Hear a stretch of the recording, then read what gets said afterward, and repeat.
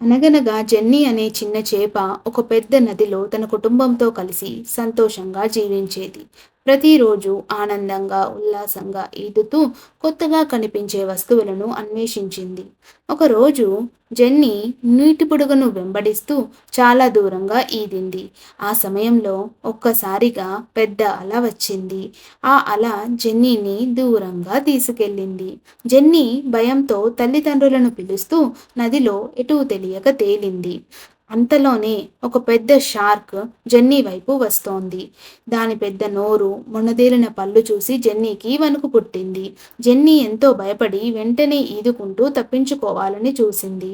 భయంతో పారిపోతూ ఉంటే జెన్నీ గమనించకుండా మత్స్యకారుడి జాలంలో పడిపోయింది. ఆ జాలలో ఇంకా కొన్ని చేపలు చిక్కుకొని ఉన్నాయి. అందరూ బయటపడడానికి ప్రయత్నిస్తున్నారు.